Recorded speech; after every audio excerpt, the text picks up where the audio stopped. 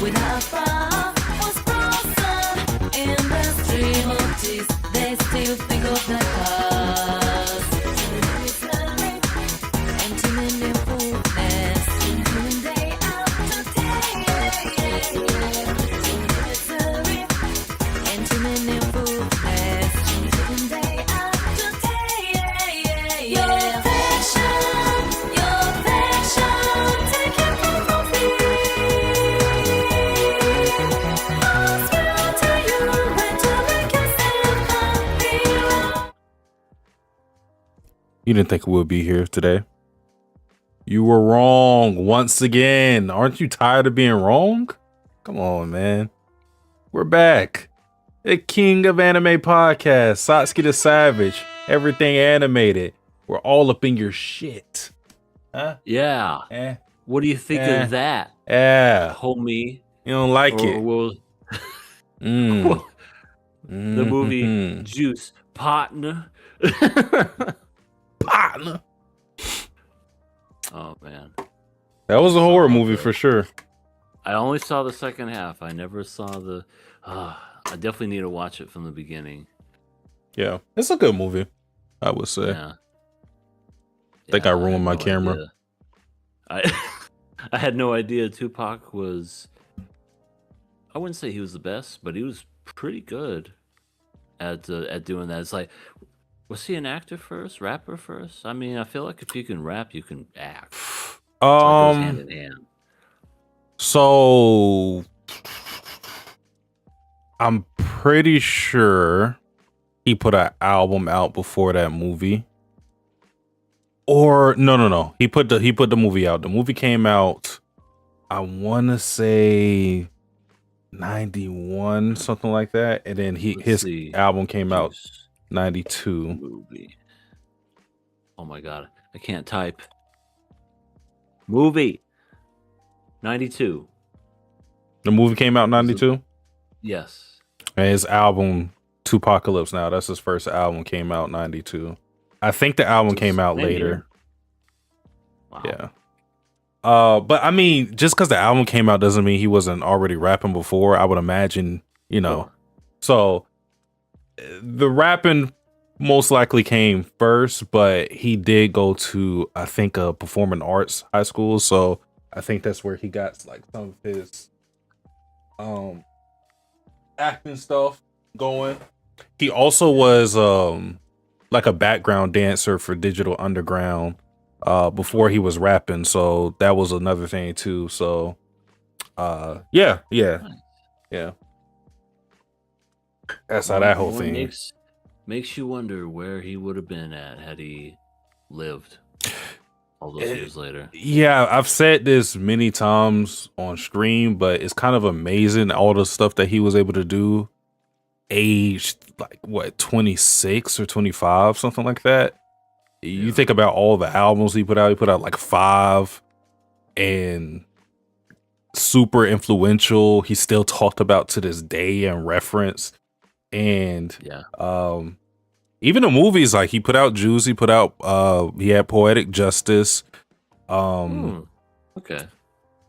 Like he achieved a lot in that short amount of time. It's actually pretty insane. I don't know if any, or not many artists, I should say, has done that much in so little time. Like from the span of 5 years, 5-6 years, it was pretty insane. Yeah. Incredible even. It's it's amazing. Yeah. When did he pass away? 96? Yes. So it's coming on 30 years if it hasn't been 30 years already. Yeah. Wow. I think it has been, because I want to say it happened. I wonder if it happened at least in the first half of it.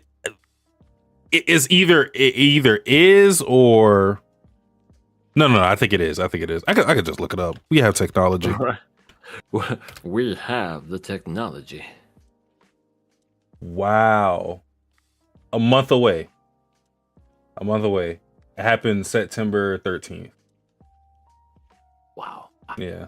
It's gonna be 30 fucking years. Yep. It's a long time. Insane. Yeah. Absolutely insane. Well, I got some more insane info for you, EA. And I think this should uplift your spirits. If I would be so bold. Now let's get ready for the KOA. It's Miracle! So, there's this guy by the name of Kohei Horikoshi. You may know him, EA. He's the guy that did My Hero Academia, a series that I think some people should be familiar with. He's come out with a one-shot as of yesterday. It is called Quit Laughing, Shijima. I have not read it myself. I don't know what exactly it's supposed to be referencing because I haven't read it myself, but it is a horror one shot. So, yeah, he's dabbling into that genre, which is not that surprising. I feel like I've read something about him wanting to do horror before, or at the very least, like some of the panels that he's had, even in My Hero, have shown that he could do it if he wanted to. I always think about that one panel he had of Shigaraki when he pulled up on Deku. This is early in My Hero. I'm talking like season 1 or no, season 2, I believe, something like that. And they show like this real close up panel of Shigaraki. Anybody that's read the manga would know what I'm talking about. But you see a panel like that, you're like, yeah, I could see him dabbling in that genre, but I haven't read it myself. Yeah. I'm probably going to end up reading it Wednesday or something like that when I get on stream, and then I'll see how it is. But what about you, EA? Any plans? Am I muted? Are you? Talk. Hello, I'm talking. Hello. No, you're not muted on my side. Why do you say that? Because I saw myself doing the lead in, and for some reason I couldn't hear myself, like when I was looking at the replay. But I just hope I can hear it. We got somebody new in the chat. I hope I'm saying this right. Yami Sikihiro. Let me check it on my side just to be sure, though. Okay, no problem. You're not muted on OBS, so let me see. Got somebody new in the chat, and I guess I should be fine. No, yeah, you're good. You're good. That's weird. I don't know why I didn't say that. Must have been timing. But anyway, first time watching. What are you guys talking about? Well, if you are new to the show, I want to let you know we are the King of Anime podcast. We talk about everything anime. First, we talk about the news. Once we get into our anime section, it's kind of a killer pass type of thing where after 3 episodes, we decide if we want to kill or pass some. You can see a list of the anime down below in order of which we will be discussing. And also thanks for confirming that you're not muted, or that I'm not muted. Bands Girls Cry, that's what's part of what's called our Nakama Club. It's one of us, there's usually a trio, but they're not here today. We decide what we want to watch. And then it was Satsuki's turn this time around, so we're watching this. All the other ones are seasonal anime that we're discussing. Daemons of the Shadow Realm, Smoking Behind the Supermarket. I know it's called Smoky Buddies. Yuri Potter, aka what is it? I want to be with you to your dying day. I want to love you till your dying day. Yeah, that's it. And Sparks of Tomorrow. And then at the end, we open it for viewer questions.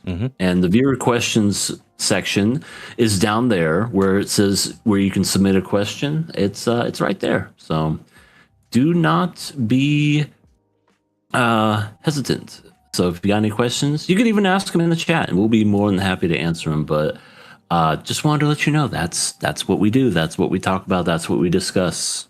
And now we're gonna. I just wanted to say that really quick. But to answer your question, will I be reading this? I can't read. Wow. the truth finally comes out. I can't read, so I think I can't. Damn. Well, we'll try to get them next time. We'll show you pretty pictures, and yeah, then you can evaluate it.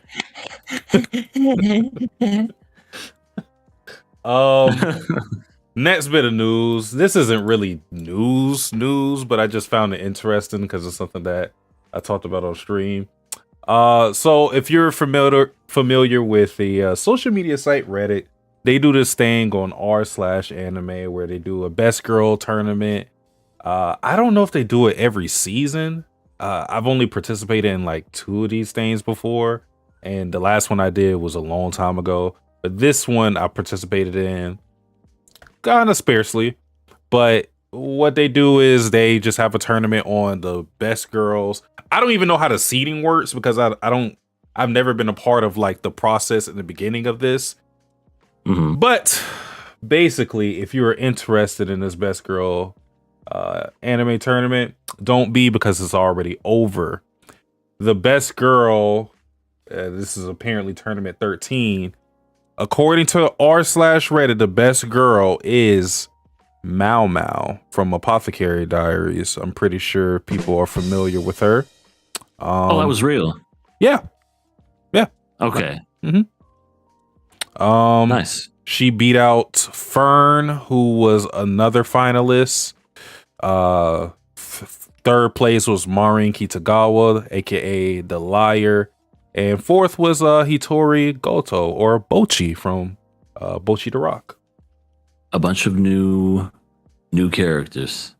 Seems like all the older characters that I grew up watching, they're starting to, as you put it yesterday, they're gonna need to hang it up. They're starting to get old. They're grannies. Oh, they can't pull it as much as they used to anymore. Yeah, there are some characters that just kind of, you had to be there for the moment. You know, when I look at characters like Esdeath, who was losing all her steam on these tournaments, it's like you had to be there for the experience of Akame got killed. And if you weren't there, then you aren't going to really understand it, you know? Yeah. So, you know, this is the age of Yor. This is the age of Chisato's still popular. I couldn't believe how popular she still is. Yeah, that's crazy. Kaguya-sama characters are still popular. Oh, and by the way, I think when someone wins one of these tournaments, they're taken out of the pool completely. So I think Kaguya won one of these tournaments. I think somebody was asking about Bunny Girl Senpai Mai. I think she won one of these already. So like when you win it, you're out of it. I think Holo won one as well, but The Wise Wolf.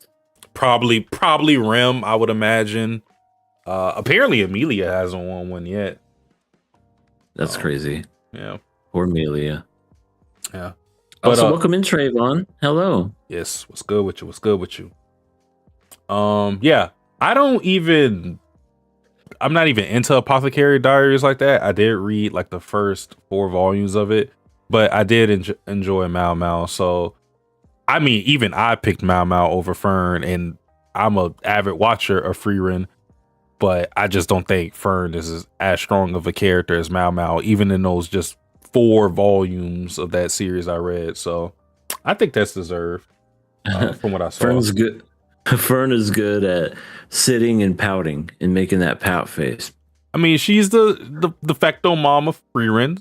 She gets respect in some regard, but you know, I think I enjoy Mao Mao a little more in her series than I do Fern and her. So that's how I feel. But besides that, I thought that was fun.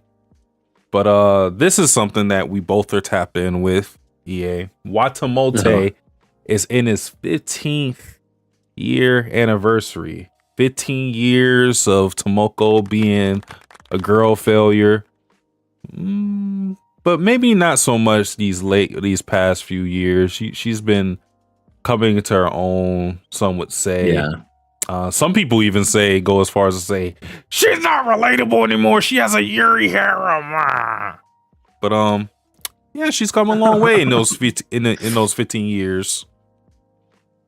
Yeah, it's been a minute since I've caught up with Watamote, but I do enjoy Watamote. You were the one that got me into it because I told you about how I watched the anime, and I was like, it was okay, but it was really weird. But then you were like, you need to watch or read the manga because it gets better. And sure enough, you were right, because I've never seen an anime just fall off right at a certain point before it got better, more than Watamote. And I was disappointed in the anime, and I can never go back to it. But when I see the manga, I'm just like, oh yeah, they definitely should have continued this. This is so much better, because then she starts getting friends naturally.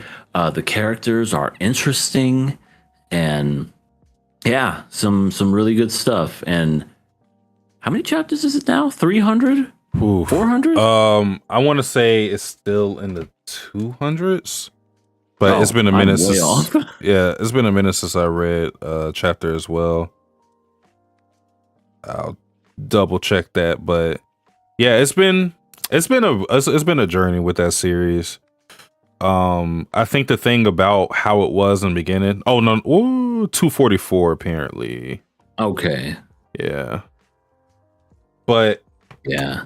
yeah, that series with the anime. I think the thing that changed about the anime versus the manga is, first, I just think it went into a different direction with the story in general. I don't think there was much of a story what the anime covered. It was pretty much just like very like in a vacuum moments of Just cringe. Tomoko, yeah, just being cringe and having like weird moments. But then it started Hands on to, her face. yeah, then it started to actually progress towards something when it came to her getting friends and participating in events. It felt like there was actual growth later on once it hit a certain point. But before then, it felt like it was just like almost slapstick comedy going on with how much of a loser Tomoko was. But yeah, I think the series evolved a lot since that point. Yeah, I almost felt like the anime was almost mean-spirited in a way, where it was just like poking fun at this girl, and like even the songs, when you listen to the both opening and ending, are very much like, oh, I know, I'm gonna do this to get friends, and I'm just so ooh. And I'm like, oh, that's that's awful. That's so funny, Trayvon. That's where I start reading it too. They were on that school festival for like so long. I was like, okay, yeah, that's where I last read too. Yeah. I'm like, how long are they gonna do this goddamn festival? Yeah. It's at a certain point I was like, okay, I'll check back in and hopefully this thing will be over, because this festival has been lasted forever. I thought I was in like Haruhi or something, the Endless Eight. God, the Endless Eight, kill me now. Oh God, I hope I'm saying this right. Yami Sukihiro has a question. They said, not to get you off topic, but it's trending. Since the new Bleach, 1,000-Year Blood War, some people are claiming Bleach was always better than Naruto. What do you think about those claims?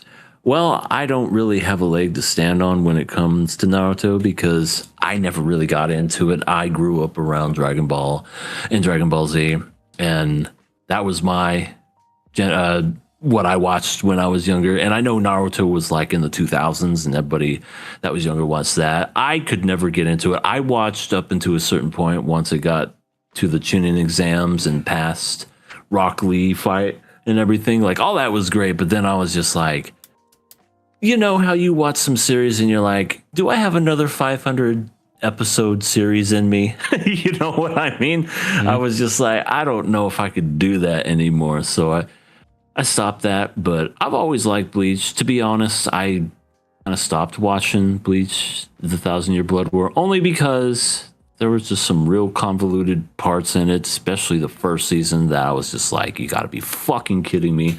It looks great, but I just didn't care about that. I did watch Bleach back in the day, I will admit that, but I haven't really got back into it. I did see the Yoruichi cat thing, only because it's Yoruichi, come on now. But anyway, do I think it's better? They both serve their own purpose. You know, one's different. It's like comparing apples to oranges. You really can't pick either or. What people like is what people like, in my opinion. That's me. So yeah, I've read both series. I haven't been watching Bleach's anime. I've only watched it for choice scenes that I was really excited for. Those of which I've already seen, which is the Unohana. I'm gonna just say the Unohana thing, just in case people haven't gotten into it yet. But I've always liked Naruto better than Bleach.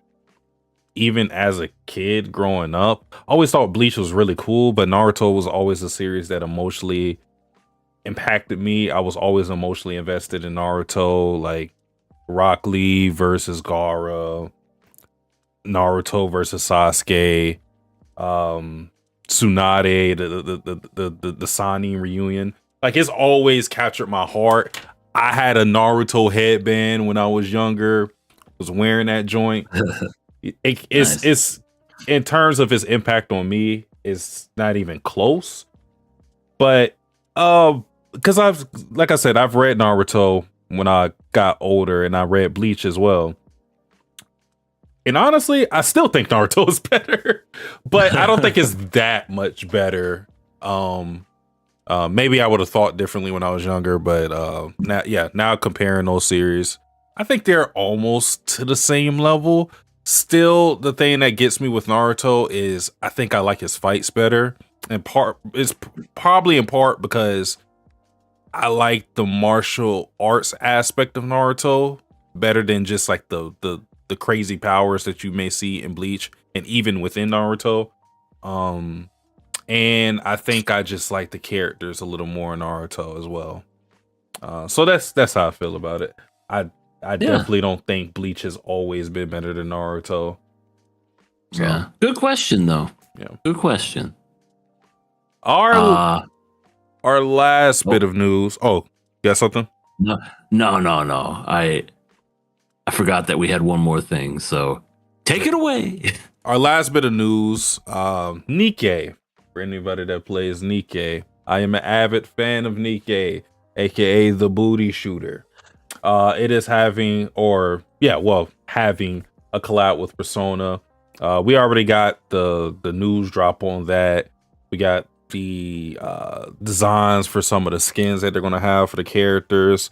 It is a collab between all three of the mainstream Persona games, 3, 4, 5. The representatives for each, for 3 are Aigis, 4 Yukiko, and 5 Makoto. I'm actually surprised with the choices that they went with, at least in terms of 4. 5 being Makoto isn't that surprising because Makoto is a very popular character. I did think they were going to go on. But and 3 is not surprising with Aegis, considering that Nikkei is a game centered on these android beings who are trying to liberate humanity and bring them back to the surface. So Aegis kind of fits in that world already. But Yukiko being a representative of 4 is a little strange, I will say. It is a little strange. I think everybody thought it was going to be Chie. And even if it wasn't Chie, because I think like worldwide or in Japan, Chie isn't as popular as Yukiko. Even if it wasn't her, for sure, Rise and Naoto are a lot more popular than her. So that was odd because I didn't really understand what they were going for with her being a representative. I don't really hate it because I'm not going to pull for these characters either way, but it is a strange decision. Well, maybe they'll listen to the fans and they'll get added later at some point. Who knows? Yeah, they could do another collab. They've done a collab with Neon Genesis Evangelion, and they had they did the same characters that they did, which were Asuka, Rei, Misato. So they used those characters for the second collab that they did with Neon Genesis, but they were different. They were like alt versions of the characters, so they could run that back and like get different characters from those 3 games, but who knows? Yeah, Trayvon, they hold me. I could stop being corporate. They hold me. They hoed you more than you hoed everybody else yesterday during the tournament. Yeah, I mean, that's why I always tell people do not leave it up to a tie because somebody's going to feel cheated when I don't choose their song. Yeah. Speaking of which, I surprisingly won it again yesterday, back to back. I honestly didn't think I was going to make it that far with freaking Odd Taxi, but I was surprised everybody liked it as much as we did. So I was like, all right, cool. I thought Odd Taxi was going to get that far.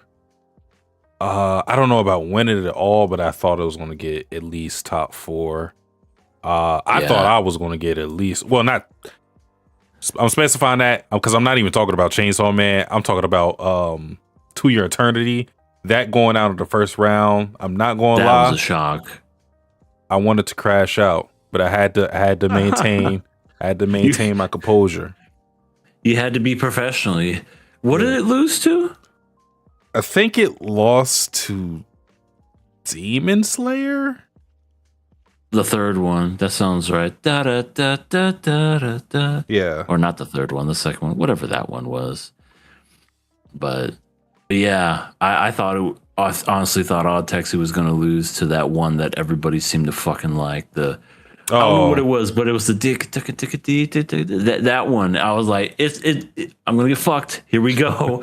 And sure enough, it was the overwhelming the other way. I'm like, oh, okay, in the finals again. Shit. But yeah, that happened. So, I'm now content with my back-to-back reign. I will retire. Well, I mean, it's gonna stop eventually because next week is the 23 and 24. Then after that, we're going to have to stop because then it'll be 25, 26 and nothing else to do from there. Yeah. So, 'twas fun. That was a really close one. And it all came down to you. So, thanks for choosing in my favor. but as far as me, just quick news when it comes to local Arizona news. Your boy has to talk about it. The Arizona Cardinals recently inducted Larry Fitzgerald, aka Larry Legend, into the NFL Hall of Fame. Well fucking deserved. This man is the second highest when it comes to leading receiving yards behind Jerry Rice. I don't know if anyone's going to catch Jerry Rice. You know, he has a crazy stat where he has more tackles than he does drop passes. He was always known as just hands, always catching everything. He made some sick catches, had a great run in the 2008 season, basically carried the team on his back to the Super Bowl that year. Arizona, you just had to have been there. It was a feeling unlike any other where it's like, we're in the Super Bowl and we could win it. And then to actually be 2.5 minutes away from winning it, oh my God, it was the best feeling in the world. And then, of course, you get deflated when Ben Roethlisberger threw that fucking awesome touchdown to Santonio Holmes, taptoeing in the corner. Oh yeah, my heart hurt after that. Larry, always a stand-up person, had one more run. He was with the Cardinals his whole career for 16 seasons.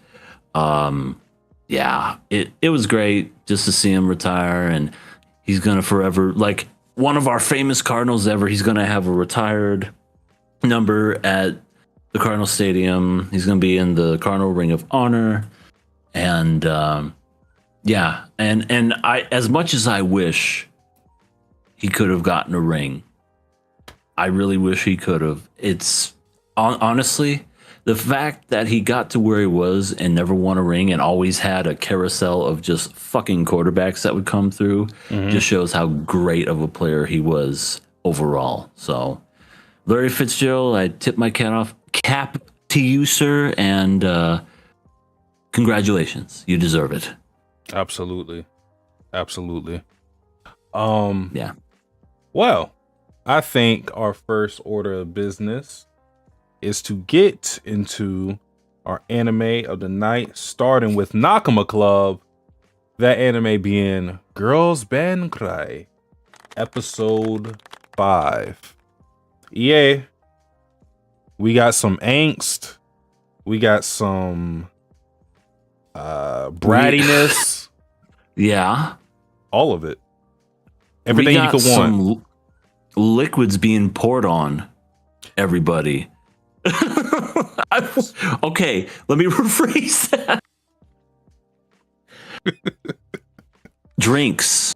These were drinks that were being poured on people. Okay. That kind of liquid. Get your mind out of the gutter, audience. Okay. Sorry. It's okay. But yeah, this episode definitely had a lot of angst and a lot of anger and a lot of, hey, I know that girl. She used to go to high school with me. What are the odds, right? Mm-hmm. I mean, this was one of Nina's favorite bands when she was, I say growing up. It was like a few years ago in high school, middle school, whatever. And then all of a sudden the person that she's at, wit's end against is now in the favorite band that she liked a few years back. And it's just like, that's convenient, but also does make for an interesting dynamic because she seems more determined than ever to want to do the whole singing and whatnot. Yeah, Nina is a ticking time bomb at all times. It's kind of like everything leading up to the performance is just to build up her angst and anger and anxiety so it can all explode in her performance. That's what it kind of feels like. It's like we got to get Nina angry or hyped up to be able to give a great performance. And by golly, it seems to work. So yeah, the person in the new vocalist for Diamond Dust is somebody that went to her high school who was a friend of hers. Seemingly, it seemed that she was complacent in Nina getting bullied. We saw a scene of her looking there in her shoe locker, and we all know, we've been watching anime for a long time. When an anime boy or girl opens up their shoe locker and they stare at it for a long time, usually razor in a shoe, some form of bullying is being performed in that scenario. Happens almost without fail. So yeah, she the vocalist for Diamond Dust, that is, walks past her and says something to the effect of this is what you deserve. Something like that. So yeah, they are not on good terms. So this just gives Nina more motivation to rock out and maybe perform against Diamond Dust. Maybe they'll try to get up to the stature of Diamond Dust, who are pretty much a mainstream band now, which was the cause of conflict in regards to Momika, because we kind of got a glimpse of why Momika quit in the first place. Yeah, she sucked. No, I'm kidding. That's not the reason. No, that was not the reason at all. It just seems like, based off of what I gathered off of it, it just seemed like that she just wasn't really motivated. It just seemed like they were, because she even said they tried to get me to basically just keep coming, and she's just like, I don't want to, and then she just quit. It just seems like a lack of motivation, and sometimes that happens to people. They'll want to do something one minute, and then the next they're like, I'm good. I don't want to do this anymore. Well, the way I interpret it is that Momika didn't like the direction that the band was going, where they were being forced to, or it was being suggested that they should go mainstream, and then you get promises of money, fame, all this type of stuff, but at the sacrifice for what your initial vision was for the band.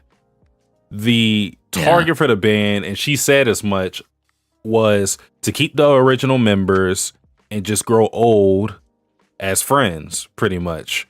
That was the whole purpose of the band. But then money is getting dangled over their face, and they're like, well, we can really be successful. So to be successful, we kind of got to change how we go about our music. And we gotta sell out. Pretty much. And I think that was the straw that broke the camel's back for Momika, and she decided she didn't want to go in that direction because that wasn't the Diamond Dust that she fell in love with, poured her soul into. And that was pretty much the conflict of her and Nina, because Nina was trying to get Momika to bear her true feelings to them, because Momika was being it seemed very mature for sure. Because it's not like any of the things that she was saying was wrong, but you could tell that she's saying the right things in the effort to protect herself from exposing the truth, which is that she is kind of pissed off that Diamond Dust took the direction that they did and became something that she grew to despise. And the same happened with Nina. That Diamond Dust seems to be, their music seems to be something that helped Nina when she was getting bullied. We saw a scene of her like going to the school PA system and then playing their music, and then like putting a chair on a door to lock people out so she could let everybody hear Diamond Dust. So this was something that she loved them, and it touched her so much that it let her cope with being bullied. So for her, Diamond Dust means a lot more than it does to the average listener. So you could say Nina loves Diamond Dust, or the former Diamond Dust, the same way Momika did, and they both don't like how they are now. Right. Yeah. Yeah, I definitely feel that way when it comes to certain bands that I listen to. I mean, I feel like, you know, the older you get and the older the band gets, there's always a turning point. And there's always something that comes along to where they used to sound good, but then they just kind of deviate from that. It's very rare that you'll get a band that remains consistent throughout, you know what I mean? Because, you know, all the ones I like, Linkin Park, Slipknot, Foo Fighters, stuff like that, you know, they're always great early on, but then, I don't know, either someone dies, somebody quits the band, you know, they decide, oh, you know, that sound that everybody loves, let's not do that, and let's do something completely different and be experimental, and it's usually not good. Sometimes it pays off. Metallica, it paid off, but, you know, I could definitely see that where some are just like, oh, I don't know so much about that. And I think that's what, like you said, they're both feeling that's the direction that it's in. But it also kind of like helps that Nina hates the lead singer. You know what I mean? Yeah. And that she knows her personally, because would she have that kind of animosity if she didn't know the lead singer? Probably not.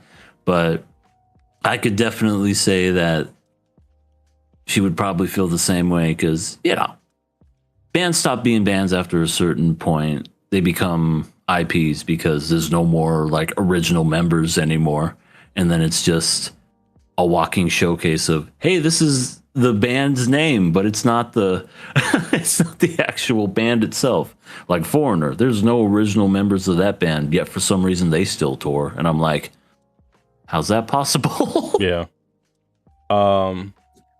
Yami Suke says surprise Mushoko Tensei ain't a topic. Highest rating it has in a while due to the hate on the series. What's your take on Mushoko Tensei hate? Valid. Oh boy. We've covered this series before on this podcast. And it was a victim. We certainly have. Yeah, it was a victim of our kill pass system. So I feel like that's kind of self-explanatory in it. So yeah. Trayvon says, and I go ahead. Oh, I was just gonna say, and really quick, because I know you're new here, Yamasuki Hero. I think the hate's valid. I mean, that's just me personally, and we've discussed it. You could go back and you could see when we first originally talked about it. We have a great detailed, at length discussion of the first two seasons, because we went through all of season 1, and then we got to the cat groping scene in season 2. It's gonna be like, which one? The one where they piss themselves. That's the one you need to know. That's when we were kind of like, okay, we're done. But to answer your question there, don't like the series. I definitely it's fallen off. And yeah, you can make the argument, oh, Rudy's been the same person the whole time, blah, blah, blah. But just don't care about it. It's a power fantasy with a harem attached to it. That's all it is, and that's what it's devolved into, unfortunately. So if you like it, sorry, that's how I feel about it, and we as a whole. Anyway, Trayvon says I need to catch up to Girls Band Cry, like the 3 episodes I've seen so far. Yeah, you should. You absolutely should. yes, it's good. So we saw that the band is going to, did perform at a concert, but they had to sell tickets. Momika has to pay the venue up front, and then they had to sell the tickets later to make back their money. And Good you know, Nina. they divvy up the tickets, and Subaru being Subaru is like, I only got 2 tickets left by the end of the day because she's Subaru. Momika's doing her thing. Then you have fucking Nina, whose strategy to sell tickets, you can't even say sell tickets. Her strategy to rid herself of the tickets is to casually slide it to a classmate and hope that she notices it and goes, "Hey, I want to watch you perform now." She is so awkward. It's not even funny. She really is. But I just loved how they said if you give tickets away for free to people, they'll tend not to show up. And then almost in the same vein, they kind of like threw that whole thought process out the window, because she came back. Not only did she want to come, but she wanted to bring 3 more of her friends. And then she was like, $75 or nothing. And she's like, one fucking extreme to another. What the hell? Yeah. Yeah. No, she's funny. Yeah, like I will say what Momika said made sense, because yeah, if you do pay for something, you are more inclined to get into said thing. Like I could just say, true, for all the games that I played, stuff that I've downloaded for free, I may take my time, get into it. But stuff that I paid for, I may at least check it out. I may at least, even if I don't enjoy it, don't finish it, I'm going to at least give it a try, just because I feel like I paid my hard-earned money for this. Yeah, I got to get some of my money's worth. So that's the whole mentality going into it.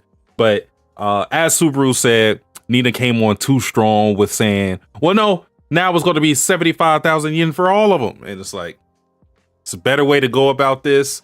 And Subaru shows that she is a very great actress, because on the moment she comes up with a lie and says, well, the tickets were free last week, but this week we're going to have to pay. Normally I would sell it to you for 3,000 yen each, but I'll do it for you 2,500 yen each. I'm like, she's a great salesman. Yeah, exactly. They should have gave her all the tickets. Seriously. They just left her to be the one to sell and everything. Agreed. Eris and Rudius are cousins, and they do get married, and one is his sister.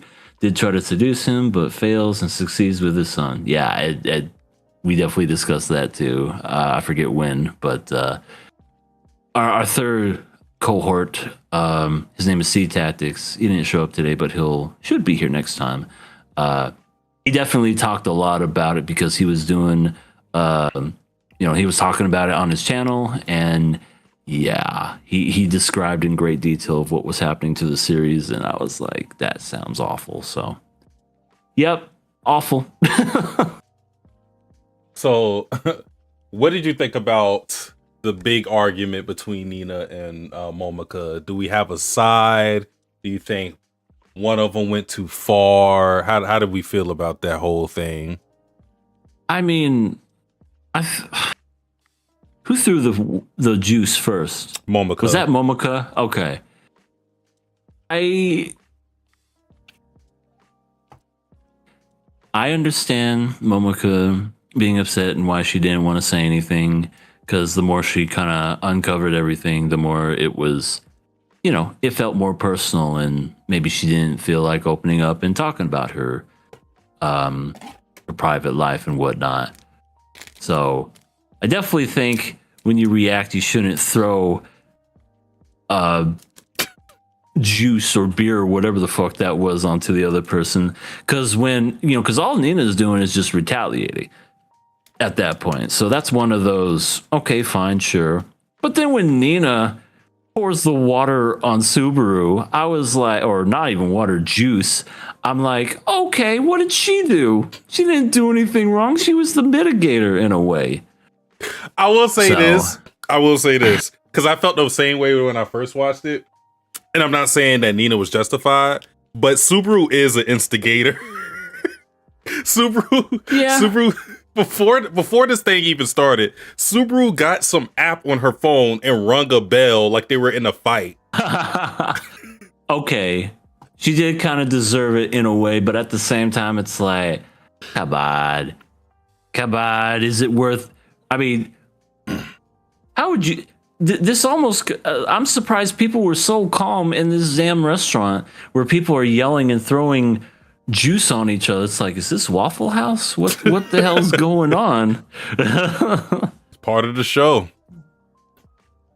I will say though, I'm actually surprised that a show has like, especially with his female characters, fight like this, and it's not like they're like going fisticuff, pugilistic or anything like that. But usually, whenever you see a girls band show a la K-On, even Rocka's Lady's Modesty, with all the like the vulgar insults that they throw, they usually don't go this far, where it's like it can be taken as like big disrespect and it could start a fist fight or something like that. Like, yeah, these girls, I would say, surviving something like that kind of shows you how much they care for one another, because you don't really get away with stuff like this unless you like the other person. You love each other so much to the point where you want to throw shit at them. Yeah, it's such a loving thing. I mean, I get it. Some people are more emotional than others, but yeah, it's adorable in a weird, twisted way. I don't think there's a right or wrong side. I definitely think both needed to like understand each other in order to kind of like get to that, I guess, like that center point, so to speak, the understanding. And that's what they did. Sure, they could have had some decorum and not thrown shit on each other and whatnot, but yeah, they definitely have a liking for one another. It's like, okay, fine, I get it. And Subaru's like, we're all one big happy family. No, No, you too. You're in this too. At that point, the third pour, that I'm one of those random people going, check, please. No, they're gonna kick my butt. But I really like the dynamic between these three girls. It feels like they all have a distinct purpose and like kind of just roll in it, because we make fun of Nina for being a brat, but I think the good thing about Nina is that she holds the old Momoko accountable. Like the Momoko that we know dwells within inside herself, she's not afraid to call her out about certain things. Because the thing about Subaru is that she's not going to call Momoko out, because Momoko makes very logical rationale about why the way she acts. It comes off as very mature, but in some ways it's immature, because sometimes she speaks from this disposition that separates her true feelings from what she actually ends up doing. Like, the whole time she was saying, well, bands break up and that's just how it is. And yeah, that's true and everything. But then again, she's not saying how she actually feels. She's just saying things to kind of just keep the peace and the status quo. And Nina won't accept that, because Nina is a rebellious teenager who is in her whole angsty mode. So she'll hold the true Momika accountable for her actions. And again, Super won't really do that, but she's a very good mediator to bridge those both of those sides and get an understanding of both of them. Yeah. Yeah. Very well said, very well spoken. I mean, I think yeah, they did mention that. And they're talking about wanting to get a bassist now. Mm-hmm. And methinks it's going to be somebody that works at that shop. Probably. But who I mean, knows? it just kind of seems very simple and easy, because it's like, I don't know if it's the girl that wears the mask. I don't know if it's the shorter girl because she's tall. It's gonna be one of them, because I think they mentioned earlier that they were in a band or something. And heck, maybe they'll both join, because if they need a bassist, maybe one of them can be like the keyboard person, like like Rock is the Lady's Modesty or something. We need a Tina with the big boobs. We need a Tina that has ridiculously humongous jugs, where other band members or just bands in general are like, oh my God, look at those melons. And they just start doing these things with their hands. And they're like, ladies, can we get back to what we were doing? Whoops. Okay. Sorry. My bad. Got distracted. I got distracted by those melons. That's what we got going on there. They're going to perform their first live studio audience. Oh my God. Perform their first concert is what I was trying to get at. And they I like the uniforms of what they choose, especially Tina. She got kind of like that plaid little skirt going on, so it's kind of like a grunge type thing. I thought that was neat. And we end the episode with a new song. Mm-hmm. It's a good song. I liked it. All the songs in here are pretty good. We also learned that Nina has telekinesis or something of the sort. She does the whole flick people off with their pinky thing to the venue owner, and he's like, oh. And it's like every time she moves closer, he backs up. Whoa. So she might be like, whoa. I don't know, she has like magneto powers or something. But yeah, that was pretty funny, because she did that multiple times. She did that when she saw him the first time because of the tickets, and was like, yeah. And then he like came up again to like say something about the concert, and then she did it again, and backed him away and everything. Yeah, that was pretty funny. Yeah. Other than that, I think that is the episode. Very enjoyable episode.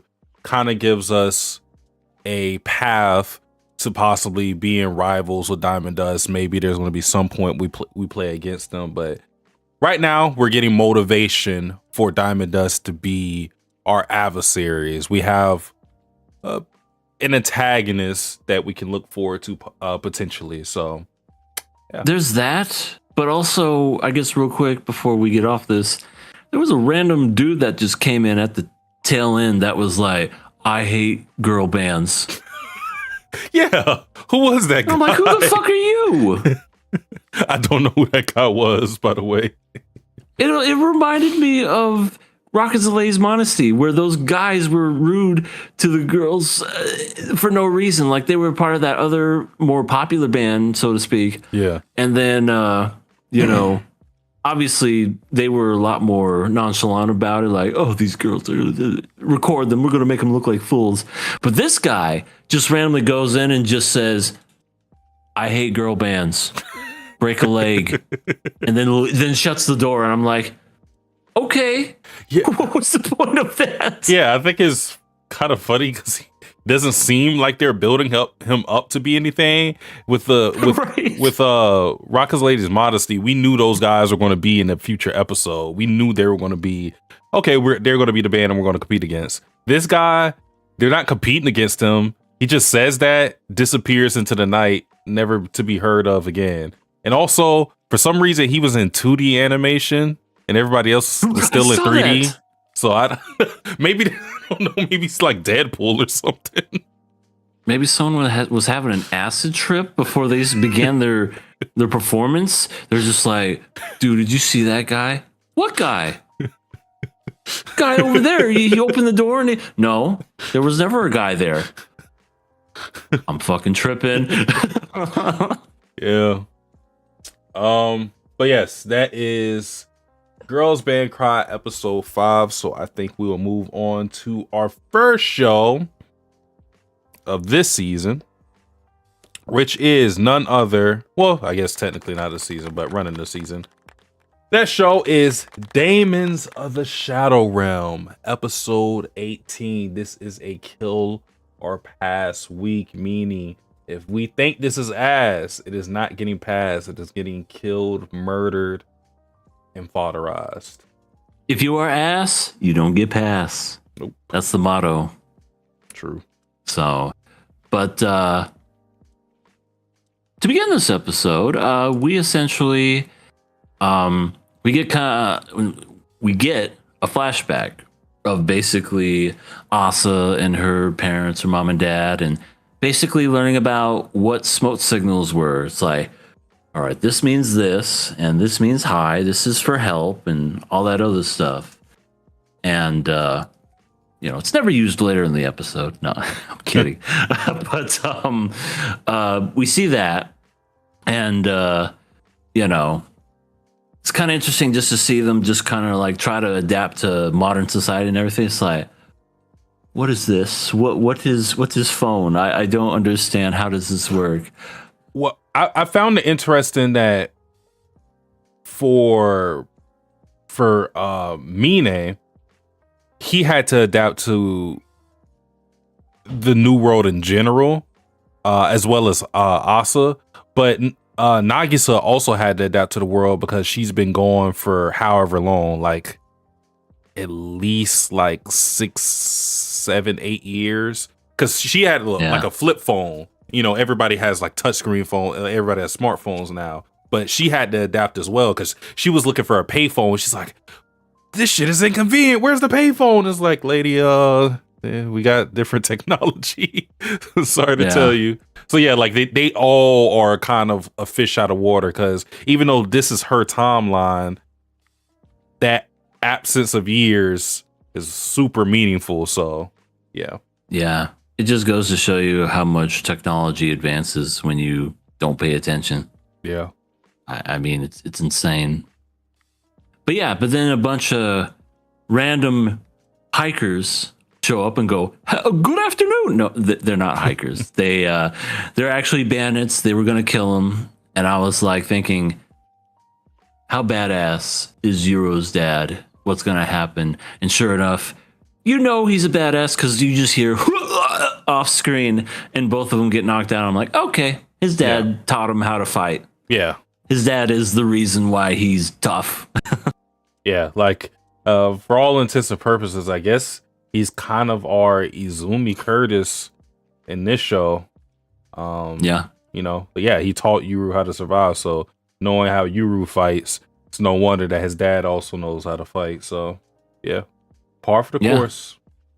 Yeah, so good on them. Then they kind of escaped more away. It did kind of end on a sad note where it was like, what about my brother? What about Yuru? And they were like, we can't go back for him. No. Maybe someday, but we can't. And then that's when the intro kicks in. Still a great intro. Still a great intro. Yeah. Maybe someone will pick it for the tournament. I know what I'm picking. All right, go. It's yours. Oh wait, no, you don't want us to be. You don't want us to share. Okay, I'm fucking taking it. A bloodbath. Yeah. No, just a rush to it. Yeah, you'll be like, well, technically, you could pick it first because you have the link before anyone else. I'm not picking this one first. I'll tell you that much. The one I'm picking is a show you haven't seen. I'll show you the opening for it because it's a really great opening. All right. I will wait for that then. But opening ends and we get back into modern times with all the craziness and all the Euro being captured and whatnot. And yeah, we see that. Oh, what's his name? Shit. There's so many goddamn names. Shingo. He has these two strong daemons, basically wind and lightning. Earth, wind, and fire. No, but wind and lightning essentially is what their names translate to. But yeah, they're really, really strong. And someone needed to check on Shingo because, you know, the goons, I guess, got a phone call and was like, hey, boss gave us a call and Euro was talking. We should have somebody check on him. Mm-hmm. Yeah, you go ahead and do it. Okay. I'm on lunch break. I'm on my lunch break, though. I don't know if I want to do this, man. Who paid for that lunch? You better fucking do it. Oh, okay. It's just, you know, I just wanted to enjoy my lunch break. I don't get any overtime for this. I feel sad for that guy because he just got brutalized in the episode. Oh my god! He seemed like I know he's in a criminal organization, but it felt like he was kind of like the equivalent of Makoto on our side, on the Kagamoris, where it's like, yeah, she kind of just like in a bad situation, needs the money, is not really like for all the weird stuff that they're doing. Because I mean, he didn't even have any Daemons, but he gets fucking sliced up with Fujin and Rajin. So yeah, he looks like he looks like poor old Monkey D. Luffy from One Piece after he's a scar right down the fucking middle and everything. Yeah, I wonder if that's what it was an homage to. Who knows? But yeah, and I mean, hell, even before that, he gets a fucking like these cute little Daemons that you thought were. I love the fact that they looked cute and innocent, and the fact that they had this fucking power that could literally control people and like make them say stuff, and then just I don't know. It's really, really crazy Daemons, and they were just like that tiny and whatnot. Yeah, that was neat. Yeah, super creepy. Yeah, just like the eyes are like fucking. There's nothing behind them. It's like, oh, where's Euro again? Oh, okay. What building is that? Where's the sister? Okay, cool. I'll be there. Hangs up the phone like a zombie. Yeah. And I'm wondering if he just releases it, will they get their minds back or what? Like, how does that work exactly? Don't think we'll know because that guy's probably going to just be dead. Probably. If he isn't dead, he'll probably wish he was because he's going. As soon as he gets out of it, he's gonna be like, "Ow! Yeah. The fuck? What is it? I was on my lunch break. I better get workman's comp for this." Oh no! Yeah, they're kicking this guy to the curb. Yeah, if he didn't die from that attack, he's just gonna die afterwards because he gonna get curb stomped. Yeah. This is what's gonna happen. Yeah, because he does lead him to there. Dara and that one other bandit guy gets there. They, start shooting, try to get Euro out, and that fails because Euro gets taken by that weird Daemon again with, it's like, it has the skull face and everything, floats out and everything. And I just love how after that they're like, "Oh, Euro's not here anymore. I guess we'll just head along our way. See you later." Hold it. Oh God, we got caught. Yeah. You ain't going nowhere. And they were like, "Run!" Chico tried to kill him. Yeah, Dara got the fuck up out of there because he's just like, I'm smart. Not fighting this guy. I don't have Daemons of my own. Mission failed here. We'll get him next time. Yep, and he just booked it to the exit. Like he owed that guy nothing, and was just like, "Yeah, I'm leaving." And sure enough, he left. And this is the part where I personally think the episode gets really good. Because, he leaves, he sees the Daemon, and he's like, He's wanting me to follow it? Mm-hmm. The hell? Because I thought the same thing. I'm like, why is it going so slow? It would have booked it originally, but no, it was going slow, and it's like, okay. Eventually meets up with it in Satsuki. This Daemon can talk. Mm-hmm. It has, not to say that, well, wait a minute. No, Daemons can talk, duh, right and left. What I was gonna say is yeah, that was one of those where I wasn't expecting it either. Is not only can this Daemon talk, but apparently it's on their side. What? Huh? So Sasuke? Were we wrong about Asuma? no. I said this last podcast, I think. I said I don't think Asuma is on Shingo's side, but I think his greater purpose is something to the effect of revenge. And that seems to be the case because I think the one thing I feel like I can trust is that he's motivated because of his mother. We don't know all the details of this, but apparently what we get in this is that his mother was basically treated like shit by Shingo and maybe the Kagamoris as well. She was seen as useless. She got married into the Kagamoris, and then, then she got, was useful to Shingo, but Shingo never thanked her because he's just a piece of shit. So he plotted to take down Shingo. Seems well enough, but given the stature that I think Asuma is going to have in this story, I feel like Shingo is just small fry. I do not think that Asuma will have to bide his time as much as he's been doing it just to get rid of a person like Shingo. Shingo has strong daemons. His excuse is, Shingo's daemons are too strong for me. Like, they're a bad matchup. Which, okay, I can buy that.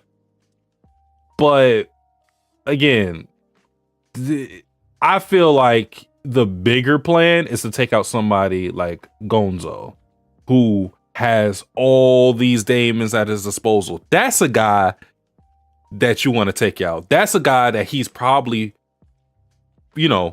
pitting him against Shingo so they can take each other out, hopefully, in his mind. But in his mind, he probably wants to take out both of these organizations because he doesn't like them. That's how I feel about it. So I think he's acting the part to be on left side or Yuru's side to gain his favor.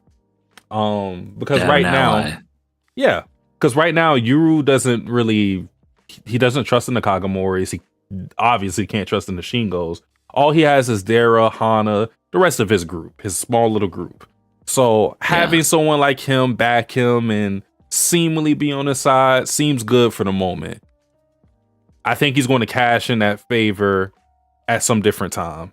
He's way too conniving just to take out someone who doesn't seem like he's that big of a threat overall. And I'm going to be honest, part of that is because of his design. But Satsuki, he just has a charming smile. I'm not even talking about Asuma, but that too. But I'm more so talking about Shingo. Does Shingo have like a final villain type of design to you? No. He's like he's like a guy that just gets taken out in the first arc or something. He doesn't even have a design that screams to you like, yeah, I'm here to stay. No. So I don't buy what Asuma is selling. I do think he was telling the truth about some things, but in typical villain fashion, you don't tell you disguise things up with half truths. You tell the truth here, you lie here, and ultimately the water gets muddied enough to where you don't know what to exactly believe, but you kind of just brush past it the best you can. And I think that's what we're getting here now. Yeah. I mean, he's definitely one to have the like Shingo, he's evil, full on evil. Asuma, he looks even more evil. But it's just like, I don't know. I feel like it would just be such a twist. Just the fact that it's like, he's not the evil one. He just has a personal vendetta and wants to get revenge. And that's just how his face looks. He has resting villain face. You know what I mean? It's so much set up for him to ultimately betray the Kagemoris that I would see it almost as wasteful if what we got in this episode was just what it was on the surface level. Like, we have him being the second child of Gonzo, so it's like he's in a situation a la Scar in Lion King, where it's like you could be the king, but it's somebody in front of you. So you have a situation like that. He has this possible like vendetta against the Kagemoris and the Shingo clan because of his mother. I don't know. I feel like it's just so much setup for him to be the ultimate bad in all of this. And then I gotta harken back to someone like Akio. Whose orders was Akio on? Do we actually think that he was moving independently? Because I don't think so. I think he was under the orders of somebody. So whose orders would he be under? Shingo? No, that doesn't seem right. I feel like there was like a bigger purpose for it. So if I had to guess, it would be Asuma.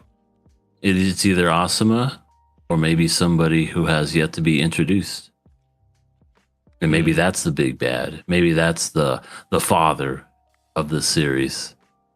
Maybe so. You know, one lurking in the shadows while he has everyone else do their bidding, so to speak. Yeah.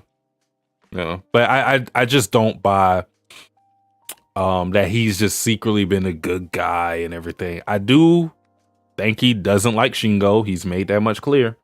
But I don't think that's it. I don't think he kills Shingo or Shingo gets killed and then he's just like, well, my job is done here. I'm just gonna fuck off. I think it's a little more than that. See you later, guys. Yeah. Yeah. So this was stupid, but I just found it funny. Derek calls Ivan a pervert, and I understand why. It's because of the story that he was told by Yama with the whole, you know, when he saw him on the street and then like he ended up like hiding himself in his stomach and everything. But yeah, I just find it funny that someone as strong as Ivan is just being called like he's just being reduced to some pervert. I know, and I like how the Daemon was just kept correcting him too. He's like, Ivan, yeah, it's Ivan, not pervert. Daryl's gonna meet Ivan in person, call him a pervert, and then I don't know. I feel like Ivan's gonna be like, "What are you talking about?" I don't care what he says, Bucky. Kill him. It's like rare. Stupid swords. They introduced him as someone who just like sexually harasses women. So just like, the fuck, I don't think I did. I kill people, but like, I know he'll be more offended by this. Like, do you not know my reputation? I kill people. I'm not a pervert. So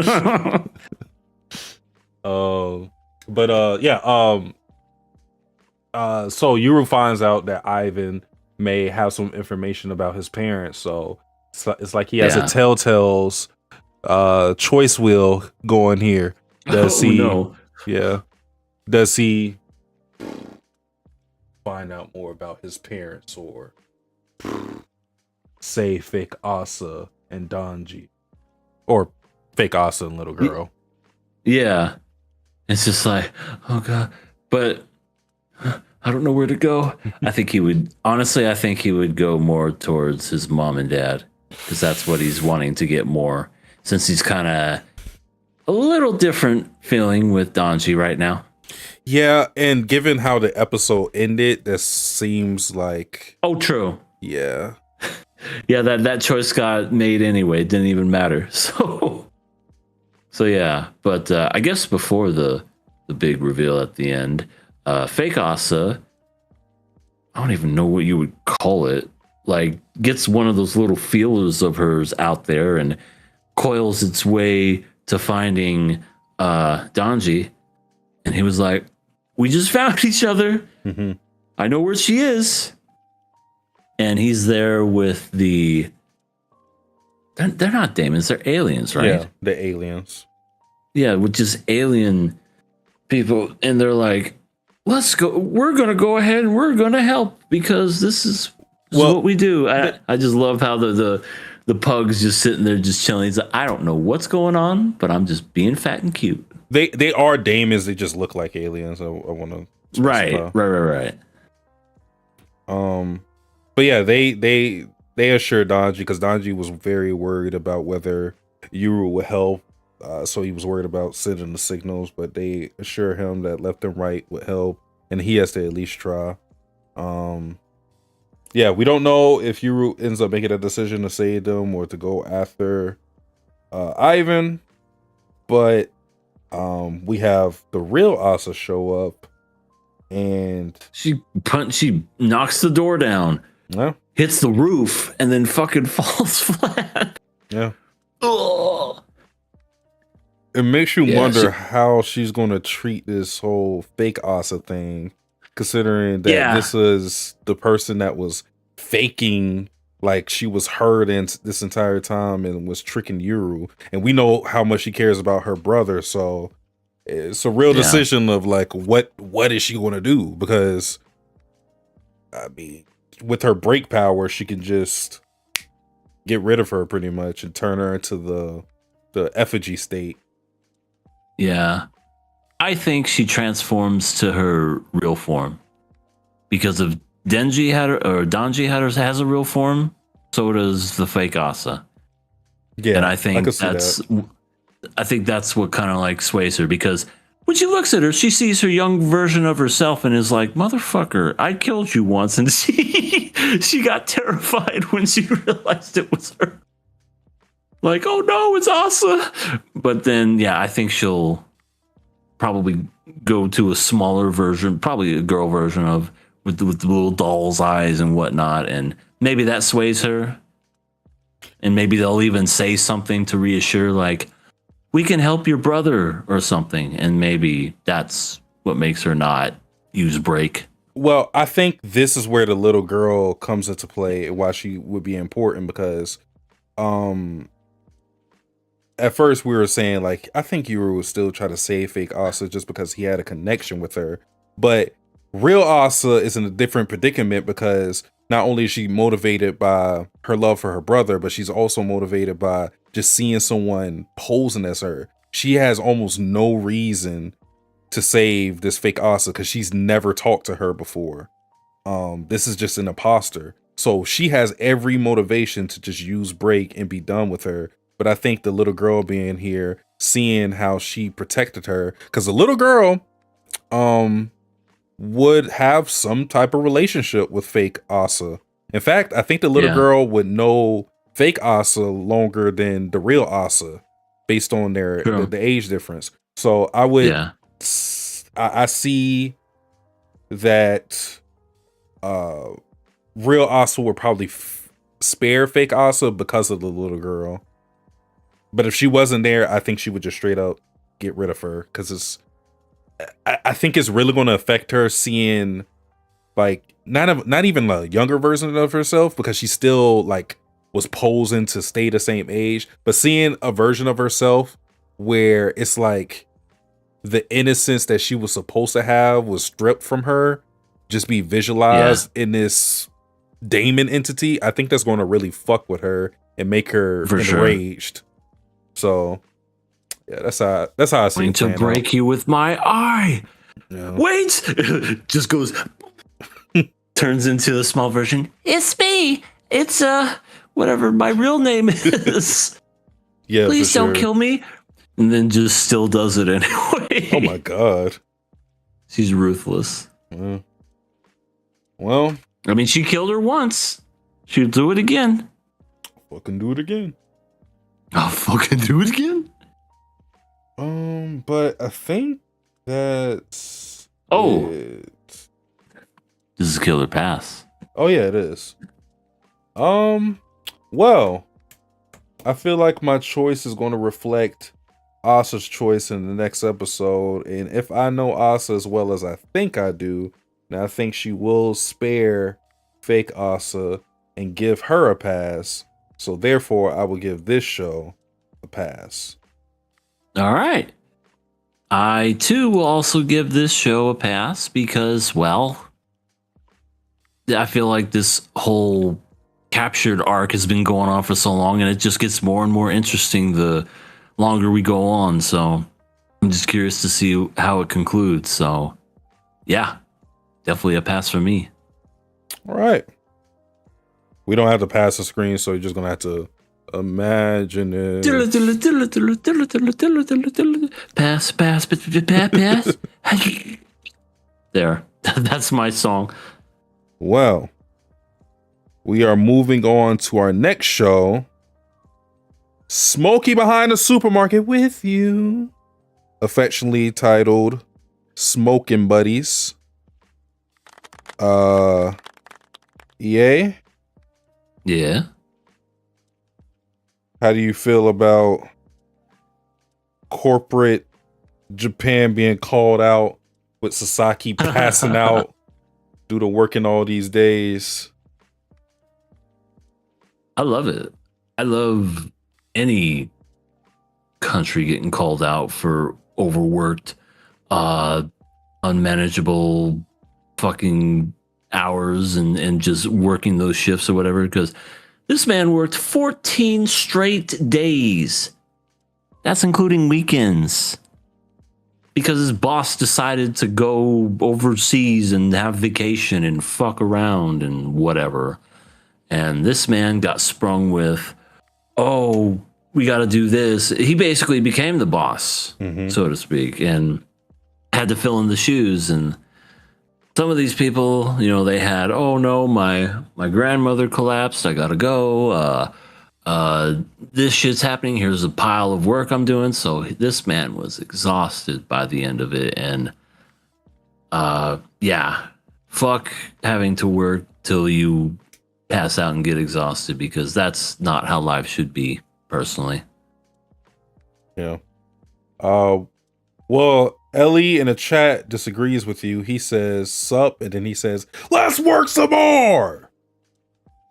Well, Ellie loves to work. So I guess that's hey, you know what? If that's what you want to do, Ellie, be our guest. You can work 14 straight days in a row. Yeah, but you're not guaranteed that a hot smoker girl is going to just be beside you to put out your cigarettes.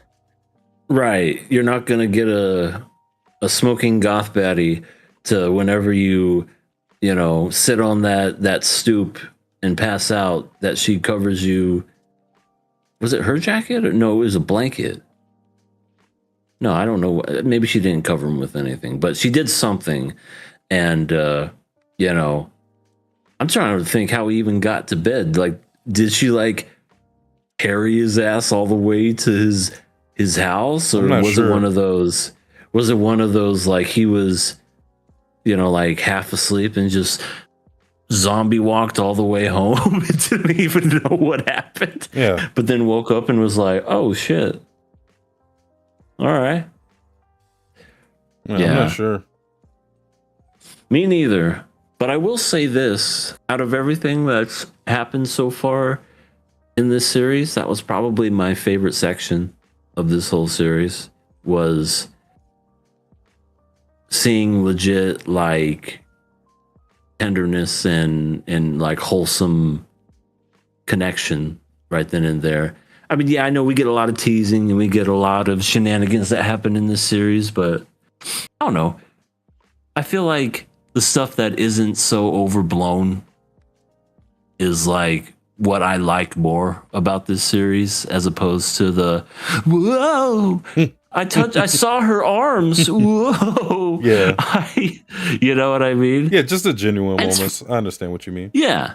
Yeah, it's funny, but at the same time, it's like I like those ones better, because I think a lot of people can relate to that. Well, maybe it's not so much working 14 straight fucking days and then passing out as you're smoking a cigarette. I mean, I'm sure there are some people that could say that they've done that, but, you know, I can't. But I've definitely been exhausted to the point of falling asleep on a couch or on a recliner or something like that, and then waking up going, "What the fuck just happened?" Mhm. Yeah. Yeah. That was wholesome. That was sweet. We got some conversation with Goto, aka Vapes, in the beginning of the episode where she sprays Sasaki with the holes and she apologizes. Yeah.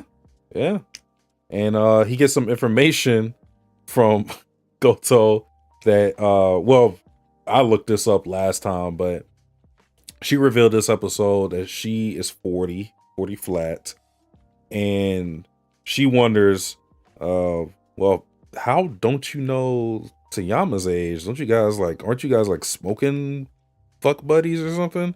And he's like, I never ask her any personal information. I just listen to her when she talks. So yeah, Goto is like, shit. I might have her in a girlfriend ship where I gotta wait like 5 years for this thing to actually bear any fruit. So she's kind of like trying to push things along. She's asking Sasaki, "Hey, do you like Tayama?" And he's kind of like, "No." And she's like, "Oh, so you don't like her?" And he's like, "Well, no. I like." I don't not like her. And before he could get that phrase off, Tayama walks in and it's like, "All right, reset this. Everybody go in their corners. Let's do the typical routine." And I think that's when he ends up passing out. Or no, I actually think he two separate episodes, because this one, because his stuff was like wet, she grabs the towel and like messes with his hair, and she whispers in his ear, 24. And then he goes, "What does that mean?" And yeah, I know. I felt the exact same way. I was like, "What do you mean? You were talking about what her age was. Did you forget in 2 nanoseconds?" I get it to some degree because Tayama's just not direct about a lot of things. She does the whole mysterious gimmick thing, but it's not all that mysterious. It's not that hard to connect the dots with some of these things. Sasaki is almost like, if you don't tell him something, if you don't explicitly state something, he would not believe it's there. Like, he would be the worst at any critical thinking game you could think of. Like any detective game, any word puzzles, all of that. He's just gonna be like, "What the fuck is the answer?" Will he be worse than me when it comes to fate and trying to figure out who Shiro? Oh my god. I don't think he'll be able to figure out anything in fate. It's like you give him the exact same explanation you gave me, and he'd be like, "Did you give me another hint?" No, like Patrick. He's not figuring that out. I don't think he's getting anything. Yeah, but yeah, that was essentially the first half. It was like really short. He got wet. He got sprayed on. 24. Whoa. Okay, let me rephrase that. He got water sprayed on him by accident. Jesus. A lot of liquids going off today. My bad. And but yeah, the other half was like I said, working 14 days straight. And I kind of thought of that too, where he was working that whole time. I was like, wow, he never got a chance to see her. I bet poor old I'm about to say Tenmu. Poor old Tayama. She's like, "Oh no, where is he?" I bet there was a couple of nights where she was smoking behind the supermarket and he wasn't there, and she's just like, "Where's Sasaki?" She's gonna get irritated. Right. You just see the pile of butts that high, and she's like, "Where the fuck is he? God damn it, this mother." But yeah, he did show up there. We had that tender moment. I don't know if it was the next day or if it was the same. No, I think it was the same time where they were drawing because it was raining that whole time. and they Yeah. drew those traditional. I don't know what you call them, but they hang them up every time there's like rain, Mm-hmm. and it's supposed to. It means something. I've seen them in so many things, but Tayama was drawing and is like, look at this creature, and then and he's just like, wow, this is fucking awful. It fucking sucks. Yeah. This is, but then if there's one thing Sasaki may suck at perception and taking hints, but when it comes to being an artist, guy's got some talent. Yeah. The one thing he drew was of Goto and it looked pretty spot on. And then he drew one of Tayama and it looked pretty spot on. So Yep. yeah, he's got a talent. Yep. And I think, if she didn't like him before, I think she's smitten now, because she was admiring it. And then that's when Sasaki, passed out right then and there, because he was just talking about how he enjoys rainy days. Mm-hmm. I too enjoy rainy days. I don't know about you. It's probably different for Florida, but where we barely have any rain here in Arizona, I love the rain. It's so great. It's getting overplayed over here. It hasn't rained today, but it's been raining like every other day for the past month or so. So yeah. Wow. Like if you don't have it, for sure, super refreshing. But the way it's been raining, it's like, oh my God. Because people just drive even more stupid in the rain. Yeah. Yeah, same here in Arizona. Like the second it just starts raining, it's like people just forget how to drive, and then they go from 60 to like 30 miles an hour. They drop the speed limit down to half, and then they start swerving. It's like, it's fucking rain, people. Just drive. Oy. Yeah. Oy, oy, oy. But yeah, Sasaki gets some good sleep, wakes up to a little cute like drawing that Tayama made, and it said like good luck or good job. I think it was like good job, because like he did such a, he worked hard and everything. And he's just like, you drew me with permanent marker. you son of a bitch. How dare you? You did that shit on purpose. You know what you did. Yeah. And I thought that's where it was going to end, was there, because then you saw the little ghosts that were hung up and had all the faces, and I'm like, oh, that was actually really wholesome and sweet. But then you see like towards the very end, Tayama's like, all right, instant ramen on my lunch break, here we go. And then her boss comes in and says, you can go home now. I just got on my lunch break. Yeah. People have no luck on lunch breaks this week. Yeah. And she's a liar, because she's told us that she should go on a diet last time. She broke that already. So She said she'd work it off though. that's what they all say. Sasaki likes a fat ass. Sasaki likes anything, any version of Tayama, so I don't think he's gonna mind it. Right. And also diet. Like, what diet does she need? It's like, oh no, and it's the like arms are a little big. it's ramen. It's not like it's like this super fatty food. Right. Exactly. So she gets off. She's like, I wish she wouldn't have told me to leave when I was on my lunch break, or else I would have went to that ramen shop and not had to have even used this shit. Oh well, guess I'm gonna get me a snack. And lo and behold, we see good old Sasaki getting his good old, what are the things he always gets? Mochi chips. Mochi chips, yeah. And she somehow she cuts her hair in like 0.2 seconds and like does it and everything. And she's just like, hi there, Sasaki, it's me, Yamada. Oh my god, what are you doing here? And fucks with him, does the thing. It's crazy. All she has to do is just close her eyes, and then that fools him. That's the only thing she really has to do. And her hair legitimately just gets short. Like it doesn't even like, because when she's goth version, she just puts it behind her and everything, but her hair's like actually long, but it's like, I don't know.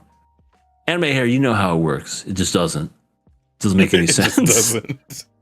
It just makes zero sense the way you look at it. It's like, it's like the girls that, it's like when you think they're a guy at the beginning, and then like the guy's like, oh, she's gonna get cold. Takes off the clothes, and she's got like the biggest boobs you've ever seen in your entire life. It's like, there ain't no way. There's no way but that's anime logic for you. Yeah. But anyway, Sasaki, Yamada, Tayama, doesn't know what she wants, and then, Sasaki's just like, well, here's a little trick that I use in my everyday normal life. Oh yeah, perfect. You got it. What I do is I say, this one's for that, this one's for this, and that's for that. And then whatever comes up first, that's what I pick. Smoker's trick. Again, I don't smoke, but I would assume people that do smoke, that's something that's relatable. So it's like, well, I guess you're going to have this for a snack. And then she just goes, thank you, I'll cherish it. And it's just, more wholesome stuff. Mm-hmm. And, I like how, there's two things that happen. Tayama is like, she has cigarettes and everything, and she puts on the table of like what each one stands for and whatever. And she does the same thing, and all four of them come up at the same time. And she's like, well, I guess that means something bad is going to happen to Sasaki. And sure enough, Sasaki's dumbass, I mean, he could have got away with it too, but I mean, I don't know. Maybe he couldn't have. Maybe it would have been bad. Because he was so distracted, he stole a magazine, the one that that Yamada gave to him and everything. He just kind of like forgot all about it and was like, oh shit, I stole this, and decides to run all the way back to the supermarket. And I just love how Goto's just like, you thief, you piece, ooh, I'm gonna, you wait. Like, he's just begging, oh, I'm so sorry. like she knows damn well he didn't risk, like this guy goes to this market all the time. He did not risk his freedom for a magazine. Right. So yeah, it's kind of like she's just fucking with him, I think. I think so, unless she's one of those where she takes her job too seriously. But yeah, I mean, that's essentially how the episode ends. Yeah.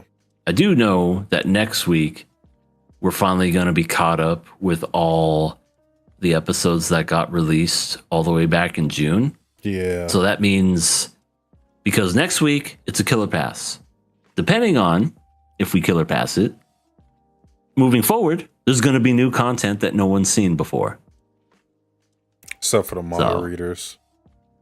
True, the manga webtoon readers that read it, they'll know, and they'll be going, Simpsons did it. No, they'll be talking their nonsense. But yeah, like I said, that was one of my favorite episodes during that part, just because just nice and wholesome and just really sweet. Yeah, I liked it. I do think we need more episodes where they're genuine. I feel like I like the series more when Tayama's just bearing her feelings. The teasing stuff is fine for me, but I think it loses its luster when it's being done almost like the entirety of the episode. And I think it wasn't too much teasing in this one, other than what we got at the end, pretty much. Yeah. When Yamada was talking to Sasaki. So I would enjoy those moments more honest, Tayama. Yeah. I wonder if he thinks that Yamada's blind. No, that's not how it works in anime. They have eyes, they just don't acknowledge them. True. That's just the look of some people. Yeah. Well, I think it's time to move on to our penultimate episode. I Want to Love You to Your Dying Day, episode 5, aka Yuri Potter. episode 5. Ellie And just said, I'm currently waking in the rain. I wonder if they meant walking. yeah, It actually did for once. Well, cool. I'm happy for you. you know what I'm happy for, EA? These two's loving relationship. Free child labor. Oh! Free child labor! Sir, work those kids to the bone. Gotta work them till their hands bleed. So we continue on with Gratitude Day, and we have these kids having to dust off and organize books in this big ass library. You know, typical kid stuff. And that was it pretty much. Yeah, and I just love whenever Mimi's just like doing what she's doing. It's just like, you do it like this, drop, all the pages fall out. What about like this? Does magic and makes everything move like nothing. You really have to put a leash on her. She just can't go anywhere. Yeah. And we get reinforced that Sheena isn't really good at magic. She can only like lift the book barely off the ground. Meanwhile, Mimi's like, she has like a whole shelf just on a string, moving them how she wants. But they get the job done with that whole thing. I thought this was the interesting part of the episode, because we had the side of, okay, cleaning is what the kids do to show their appreciation for this orphanage taking them in for Gratitude Day. But we see like this kind of like festival thing going on when we're done cleaning, and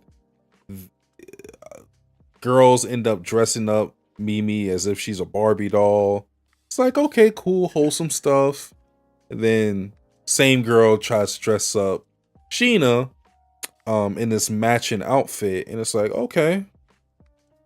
But something seems off about it, because the girl who wants her to dress up as it says something to the effect of, we won't be able to do this again. And I think she was alluding to the fact that she had someone. Well, I mean, we saw that one person. It's the, because she was the one that kissed on a stairway. Yeah. So that person probably died in a battle. I was thinking that too. Yeah, because it seems like what's going on with Gratitude Day is that for all the fallen students, they basically just give their shit away like it's a yard sale. And Kind of dark. Pretty dark, I'm not gonna lie, because Sheena ends up taking this this plant, this potted plant that I think she owned in the past, or what was like her former roommates. I believe that's what they were going for, and she took that back. So yeah, it seems like they're just giving away all the stuff of the dead students, because on one shot you see like school uniforms, and it's like, well, they're just giving this shit away. I can only imagine who this belongs to. So Right. Yeah. I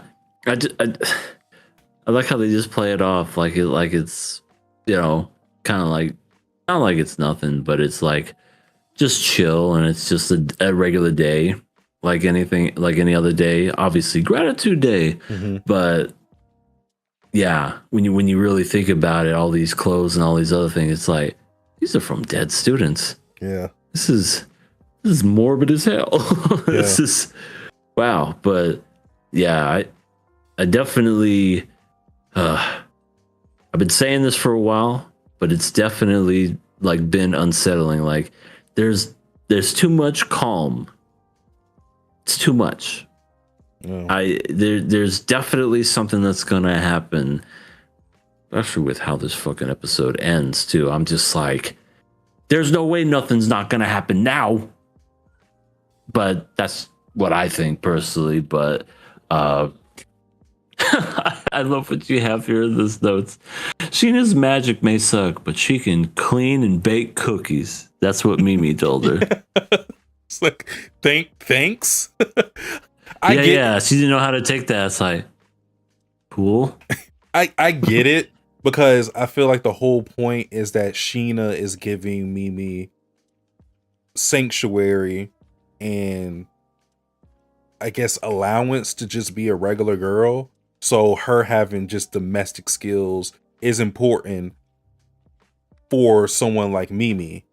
Being able to use magic isn't what Mimi needs. So I get it in that sense, but it is just funny that, she's going to a school to learn how to be better at magic, and she just fucking sucks at it completely. Yeah, she does that, but also Mimi likes when Sheena gives her head pats, because she's like, more, give me more. Yeah, she really likes it. Sheena's pretty much, Fran has just basically just gave Sheena custody of her. She's like, I don't want to deal pretty with her much anymore. Just please take her off my hands. Yeah, because she even said, you had to give her a bath when she came back? That had to have sucked. Actually, it was rather nice she let me do it. You could have her then. Fran was like, thank God. She's like, yeah, you're taking baths with her from now on. In her mind, she's like, yes, fuck, yes. More time to smoke. Yeah. But the other thing that was weird, because when Sheena ends up taking the withered potted plant, it blooms like after she touches it. It blooms into you? That it did. That it did. Because that's also a Yuri, right? Yeah. Actually, yes, one of the best ones. Probably is the best one anime-wise. But yeah, so that made me think, okay, does she have the aptitude for healing magic that we know that only a select few people have, and she just isn't aware of it? Because that could be interesting. In the sense that it's probably not going to be good for her later on, given what's going on with Mimi and everything, and her constantly being put into battle. So yeah. I wonder if it's one of those things where eventually it wears off, because I know they lean on to her heavily, and it's like Sheena and Fran had that conversation of like, do you want to risk the lives of these students, or have her like just carry the load, so to speak, and like suffer the brunt of these attacks and be the one to do all this because she has that power? And I wonder if by doing that, it kind of shortens the spell in a way, and it just kind of makes it to where she's going to die one of these days, and then she's not going to come back. Or maybe an arm doesn't grow back or something, because they definitely leaned heavy into the, them being away, her having to fight, and also Sheena trying to talk to Mimi about like death, and I'm just like, is that where it's alluding to? Is that where it's kind of trying to get to? I'm not sure, but it's definitely something brewing for sure. Yeah. The big thing in this episode was what we were talking about last podcast, basically drawing a parallel to the whole Mr. Satan and Majin Buu thing. Yeah. A la the whole treatment of Majin Buu's apathy for human life, where Mr. Satan is telling him the value of life and saying how it's wrong to kill people. And that was a very simple conclusion to a very big problem in Dragon Ball. But this is a lot more nuanced, given that we're in a war. What Dr. Fran was talking about with basically, okay, we can essentially give her humanity and tell her how valuable human life is. But in doing that, if we try to reverse her being a super weapon, what then happens to the rest of the students? Their lives are going to be put into danger. at least with Mimi doing what she's doing, it'll mitigate the losses. So what choice do you want to make? And it kind of reminds me, this is not the same situation at all, but in some ways it reminds me of the choice that you get in Last of Us. Not a choice, but the choice that the character has in that series of basically whether or not you want to sacrifice this one person or have a chance to save humanity. And we know and the you choice. don't know if it's going to work or not. Yeah, and we know the choice that was ultimately made in that series. But I think something of the same magnitude is going to be done here, because it's going to get to a point where, yeah, we can keep using Mimi as a super weapon, or I can just live my life with a close friend, the most in the most normal way I can. And yeah, it's going to take Sheena just pursuing what she wants rather than what is quote unquote needed for everybody else. Yeah. Sad in a way that Mimi can't live that way. Every time she seems to get comfortable, I mean, you saw the brushing her hair, getting ready for bed and everything. Oh man, I gotta go do this again. I'm gonna kill some more people. Gotta kill some people. I don't want to, but I'm going to do it. And then that's when that's when we have that where, Sheena was like, I'll wait up for you. Like, what would you like? Oh, I'd like some, of course, rice. Some rice balls. Oh yeah. The damn rice balls. Okay, yeah, I'll make some rice balls for you. But for some reason, Sheena, I don't know. She just had that feeling. It's like I have to go see Mimi, and that's when she ran out and met her and stopped her. It's like, Mimi. She's like, yeah, Sheena, what's up? Please make it back home, or I can't remember exactly. It's like, make it back home safe, or I'll be here when you get back, or something like that. Basically reassuring her that what I said was true. And yeah, I definitely think something's gonna happen. I think too. Famous last words. Well, yeah, for sure. I think too, though, like what she was kind of implying with what she was saying is that she wants her to make it back at any cost. Like even if she isn't successful in her mission or whatever it may be, that she wants her to come back. And I think what's probably going to happen to Mimi, what's going to end up being her demise, is what she was taught by Sheena, which is that her enemies have lives and loved ones that they want to go back to as well. I think those words may ring out in her mind, and she may hesitate to kill someone, which will end up being her downfall. Yeah, because then if you have somebody that doesn't want to kill people, who's essentially this immortal being, like, what can you do at that point? Because then I could see it now. The grown-ups in the secret society, they all get pissed at Sheena for, it's like, why the fuck did you tell her this? Tell her that she needs to kill people now. But then she's gonna be like, I mean, no, this war is wrong, because it's obvious that Sheena feels a certain way about the war, just like anybody would, in that situation. It's like, why do we have to do this war? Why? We shouldn't have to. And even Fran was just like, I wish I knew that answer too. I mean, as an adult, what can you say to kids? It's like, why do people fight? Oh God, how do you break that down? You know what I mean? Yeah. So, yeah, I definitely think there's going to be some backlash. Maybe not so much. There's probably going to be death. I don't know if it's going to be Mimi or maybe one of the other main girls or whatever, side characters. But there will for sure be consequences.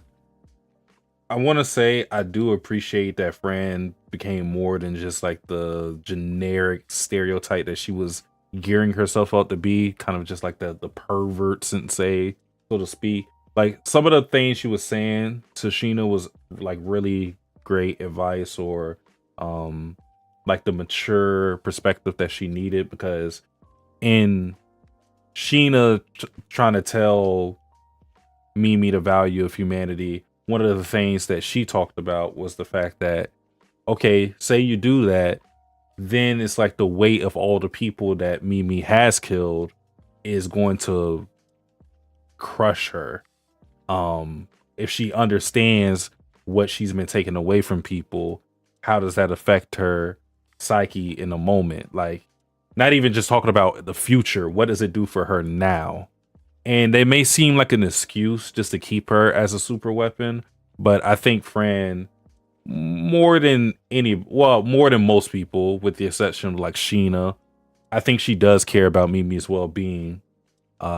She's probably like the only one besides Sheena who truly cares for her as a person and not what she can do. I think just with Fran though, it's like she's in a position where she kind of has to put Mimi in that category of being a weapon, but I think she does want the best for her, and I think that's why she's guided Mimi to Sheena, because she felt like Sheena could just allow her to live as a regular person. Yeah. Yeah. I mean, is that honestly it? I think so. Nice, short, and simple. Next week, it'll be a kill or pass episode. Maybe there are going to be more deaths other than on the show. I don't know. Next week's going to be an interesting episode for sure. So we'll see if it lives or if it gets the chopping block, only to get resurrected again into a million pieces. Free labor! We can keep using her again, even if she dies and falls apart. Our last show of the night is none other than Sparks of Tomorrow. Episode 6, goodness. Killer Pass. I didn't even write notes for this, because why would I write notes about this episode? Because what happened in this episode is Kill Annie happened this episode. Freaking Baby Metal concert happened this episode. Deadass, they just said, hey, we made K-On!, so we're going to put the K-On! In Sparks of Tomorrow, and y'all are going to like it. And they were right. Yeah. I thought it was entertaining as hell. I mean, I understand this episode was very much like, you know, I mean, we thought the last episode was fillerish. I feel like this one was even more so. But even then, there were some things that I would say progressed further than the last episode. Yeah. You know what I mean? So I think this particular episode dealt with the next electrical component, and that was the possibility of making a guitar sound electrical. And, you know, this is what, the 1900s? Mm-hmm. You know, I don't know when the first guitar was invented. If C was here, he'd be able to say it. But, you know, it was going to be just a different type of episode. And I thought it was going to be just like a regular concert and whatnot. And at first it sounded like it was going to be, but then it just went off the rails. The second, what's his name? Hold on. Since Kengo got onto that fucking bike and really powered up the electricity, and that's what really got it heavy. And I'm like, okay, this this was great. I loved it. Man. So we've been getting Yosuke ass. We've been getting fed a plate of Yosuke ass in different ways. They basically treat Yosuke's ass like potatoes. They can just do it in a myriad of ways. You want French fries, you want the baked potatoes, you want mashed potatoes. Here, Yosuke's ass in all different flavors and forms. You want some scallops? Yeah. But this time they were like, all right, we're tired of serving you potatoes. This time we are going to give you the meat. We're going to give you the asses of all ass. They say we need a real man's ass. So they gave us Kengo booty. Oh my God. It's funny because we watched it on your stream yesterday, me and everybody that follows you. And I didn't even notice it until I forget who it was that said it's like, go back, you just missed something. And then when you went back to it, I went, oh my God, I missed it too. I wasn't even paying attention. But then, yes, we see Ken go bum, bum, bum, bum, bum, bum, really like a fucking piston motor in an engine. And I'm like, whoa, okay. Yeah, Yosuke definitely, yeah, they like his ass. But Kengo, he got a fucking engine powered ass that just goes up and down. Yeah. Like for sure. So yeah, this whole episode, the way it started off made me go, did I miss a fucking episode? Because it starts off with everybody in the auditorium, and then Yosuke is like, hey guys, you like my organ playing? And then it fucking sucks. Ow. And they're like, no. And he's like, you guys don't know true art, so I want a competition with you guys. And that's basically how the episode is. They just compete to see who has a better performance. Yosuke with a shirtless dance interpretation organ thing, or girls band cry with Inako, Suzu, and Kate. That's basically that's how the episode is. And I don't even understand how we went from last episode to this episode, but it was still very enjoyable. And like EA said, there was some progression in one thing, which I want to talk about later, but we got a little glimpse of it because we got this like Robo Yosuke thing that was playing organ instead of him. Yeah. Dude.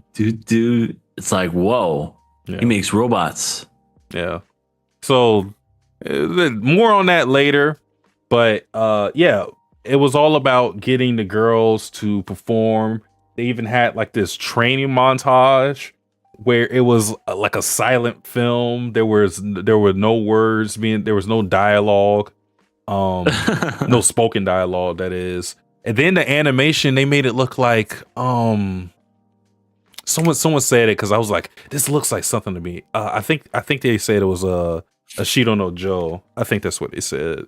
Let me look at that real quick to see if it matches that. I definitely think that's what they were trying to parody. Yeah, for sure. They were trying to parody a Shido no Joe in some of the shots. Nice. Yeah. So that was cool. It really just feels like Annie is, every week they have a challenge for what type of bullshit they can just throw at you. Like whether it be like references to other anime in the style or whatever, or just having fun with a particular scene, or again, the how they can incorporate some male ass into the episode. They really say it every time, but they really just seem like they're having fun with the show. Yeah, for sure. Definitely. Can we both agree that that the dad character is the worst character? It fucking sucks. Yeah, he's terrible. He's always, because we have Inako just learning the guitar at the beginning, and he's like, you're an embarrassment, you're gonna make the family. Fucking Yosuke, he's gonna leave us. He's gonna go with someone else because he doesn't care. And then, they were gonna play her in the rest of the band, and he's like the only heckler out there. It's like, man, how bad do you have to suck if your own father's heckling you? And boo, get off the stage. And what happens? Inako's sister just stiff arms him and like holds him down. It's like, shut the fuck up. And I agree. Applause to that, because this man needs a reality check. And once the show actually got underway and was playing, finally, you saw something in the dad's eyes where it's like, oh, Anako's not useless. She's useless at sake, but she actually has other talents to where she's good with. Yeah. Yeah. Maybe that's what I should do as a father. Yeah, because she was it's called the Jumisen? Jumisen? That one Yeah. Japanese instrument thing. Because her mother used to play it, and he was like, "Oh, you're embarrassing her image, and you'll never be like your mom." But she ended up playing it, and the grandma enjoyed it because it reminded her of Inako's mom, and she put on the performance, and was the audience loved it, for lack of better phrase. And because the dad was hating before she even performed. She didn't do anything. I know. And he was already hating. He was hating because Get the off the stage, stage. the stage lights were dim. He was like, "What the fuck is this? Hey, what's going on here?" So Why does this look so poorly dim? Turn on the lights. yeah. So he was already trying to find a way to criticize her, but once Inako got the courage from Kihachi, of all people, who pretty much used a reverse Uno against Inako, because Inako is always going on about how she has faith in someone, but this time she was kind of down on her confidence. So Kihachi throws that back at her and says, "Yeah, he did. I want you to have faith in yourself." And then Inako's like, "You bitch, you took my shit." But you're right. But isn't that something though? The people that always encourage others never seem to take time out for themselves and encourage themselves. I think part of that is sometimes you kind of act, the whole phrase treat others how you want to be treated. So I think for Inako, it's more so like she wants people to have faith in her the way she has faith in other people.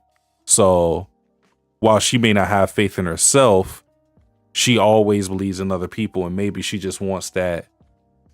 She wants to recuperate on that faith that she gives. So this was one of those moments where it's kind of like equivalent exchange. She's believed in Kihachi. Kihachi believes in her. And they need to believe in each other, or they need to believe in themselves as well. So yeah, I think. Go ahead. I think Kihachi got a little smitten with Inako as she let her hair down and was doing the headbangs as she was like playing the guitar and everything. I mean, because he's looked at her before in other ways. Yeah, I mean, I definitely think they're going to go the whole romance route, at least in the sense that they'll hint at these guys like each other. As to whether they'll pursue it, it's fucking KOA. I don't know, but yeah, they'll probably go in that direction, at least to feed the shippers, because that's one thing that they like to do. Yep, they like to dangle that carrot for sure. Yeah. But what I didn't expect was Yosuke having a little look himself afterwards, like, "Oh, Inako," and I'm like, "What are we doing? What are we doing? Isn't it obvious? Maybe I chose the right girl to be my wife." Like, no. Give me a break. Give me a like. What does that mean? That you could just watch her rock out in front of you while you fantasize about Kenhachi's brother? You know what I mean? Yeah. I guess. Speaking of the brother, before that. Oh, before that. All right. Said it before. Maybe I didn't. Suzu's my favorite character. Suzu's my favorite character. She's just hilarious. Oh my gosh. She has 3 younger sisters that look just like her. All of them have that stupid cat mouth. I know. What genetics run in her family? And I love the Naruto Jitsu. And then it's like, what? They're all gone, and they're just right behind her. Yeah, they stack like the Russian dolls. It just gets bigger and bigger and bigger. So yeah, stupid. no, Suzu is definitely great, because even when like Yosuke was playing on the organ and everything, I think she was the one that was like, "I hate this." It was so funny. Yeah. Yeah. No, she's great. I'm kind of worried about her though, or I should say her sisters, because that creepy guy last episode, if he finds out about all these different Suzu sisters, he's gonna be like, I may have failed Maybe with I picked the one. wrong sister. I may have failed with one. I could just keep going down the line, and one of them's gonna say yes eventually. And that'll be worse because they're progressively younger. Yeah. Wait, I don't think it's gonna matter to him because it's gonna be like they look the fucking same. It's like Nurse Joy. They look this. Oh my god. True. Yeah, that was funny. Hopefully that doesn't happen to Suzu's sisters in the future. But yes, we have an after credit scene because the ending was different this episode. I couldn't tell if it was the rock version of what we originally get or whatever, but it was definitely something. It was, they were continuing with that rock thing and theme and everything. And what is it, a weasel or a ferret? But it's just like head banging and everything. Yeah. It's so cute. It was great. And I'm like, that was a fun episode. But then it ends on some what we experienced in episode 4 with the creepiness. And I think it's more what we confirmed from that episode, because what essentially we get is a robot Kahachi's brother Shiroku, and I still don't know if it's like, I don't think it's the real him. I think it's just like this guy's mind basically just like, oh, this is my love, this is him, we're gonna build electricity, but why? That's the question I have, is just why do you have this? Yeah. And he has him bent over, by the way. During the stream, why is he bent over? True. I mean, to be fair, they were both sitting down at the table, and yet for some reason, his is standing up with his ass in the air, bent over, and I'm just like, Yeah, don't ask him what he's using it for. yeah, just pure love. Steam power. Steam power, go! Oh boy. But yeah, this is what we were talking about. We were speculating what exactly was it, because we didn't see it, but we knew it had something to do with Seiraku, but we didn't know exactly what we were looking at. We didn't know if it was like a dead body or this or that and that. And my whole thought was, initially I thought, oh, like this is like the dead body that he did something to. But then I was thinking about it, I was like, there's no way he preserved the dead body for that long to be in a state where he's calling it Seiraku. So I didn't revise. I'm pretty sure, but I think I revised mine to thinking it was like some contraption. And that's what it seems to be, like some robot thing of Seiraku rather than like the actual Seiraku. It doesn't matter because it's still just as creepy.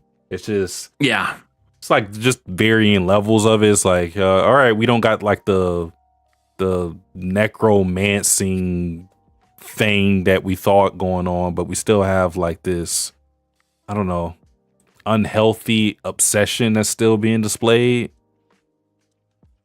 Yeah, I don't know. It's definitely creepy. I almost wonder if everybody else is gonna find out about this. Like, maybe wouldn't it be fucked up if Kihachi finds out of all people, and it's like, why do you have a robotic version of my brother down here? I mean, and then he just tells him straight up, we were in love. I feel like he's gonna show him at some point. He's already like thinking like, okay, Kihachi's the real deal, so maybe I should try to like glean some knowledge off of him type of thing. So it seems like he's going to try to get him into the fold or try to mooch off information from him. So I feel like it's a matter of time before Kihachi sees this contraption, because I think he's just going to show it to him at some point. Yeah. Yeah, but that was pretty much it for Sparks of tomorrow. Excuse me. You call it Sparks of yesterday. But yeah, Sparks of tomorrow, and it is a Killer Pass episode. So, when it comes to the series, I've been definitely enjoying it. I feel like these past 2 episodes that we've seen have been almost episodic in a way where it's like, what's the new electric invention that's gonna come out with next? You know, because last week it was the, I don't know, like to see if you're a match type thing, and then this week it was, you know, rock and roll, you know, like amps and electricity and stuff like that. I wonder, you know, part of me is like, is the show just gonna be this moving forward where it's just gonna be what the next invention is? Because I thought originally with how it started, I thought it was gonna be much more. You know what I mean? Not to say that it's bad per se, but it's just one of those things where I thought it was gonna be more about finding this catalog. And then when that didn't turn out to be that, it was like, oh, the catalog was secretly here. Now let's invent all this stuff. And then when he made the full moon, you know, like the lantern and everything, I thought it was going to be, you know, how like in Arcane, where they found that source of energy, like with magic, and turned it into the whole city. And then the city got powered with it. I thought it was going to be something like that. But but now it's kind of like turning into, well, I got this catalog. What else can we make now? And, you know, Yosuke, which kind of was like a prominent villain, is now turning into, I don't know, it's becoming less and less of a threat. You know, it's just more, what else are they going to invent this week? I'll see what happens next time, Gadget, you know, and all that other stuff. But, you know, I'm kind of twisted with this because it's like, I like it on one hand, but I'm just like, I wonder if there's going to be anything more, or if it's just going to be invention of the week episode. You know what I mean? Yeah. Or if there's going to be anything else, because I would like to know why there's a creepy doll underneath everything and why they're doing that. But it's like, are we going to get there next episode? I feel like they're going to stretch that out. I see. You know? So I think I'm definitely going to pass this now, but I'm just curious to see what happens later on, because I'm like, I'm conflicted in a way, you know? Yeah. So I kind of echo your sentiments. I do think this show is on this episodic grind. I don't think it's really trying to progress the way we thought that it might do. It might try to progress. I like the show for what it is, but I do have to kind of like readjust my expectations for it. Because I don't think either one of us are saying that we dislike the show. I think what we're saying is that the show just isn't moving in the direction that we initially thought it was going to be. Whereas like we thought it was going to be this type of story going forward, and it's kind of just in this weird point of stagnation in it being episodic and these episodes just being used as a vacuum. And kind of what we're getting now are these things at the end that tease some type of conflict regarding Kihachi and Yosuke, but we still haven't had that confrontation. And it's weird because Yosuke's standing as an antagonist is all over the place, where one minute he's kind of like this deplorable guy, or at least is framed that way, and another he's kind of like this Scooby-Doo gag type of villain. Like the tone is all over the place with him. And we make fun of that whole ass thing, but I think that leads into it, where it's kind of like, yeah, we kind of just sexualize him with his ass. So it's in a weird spot.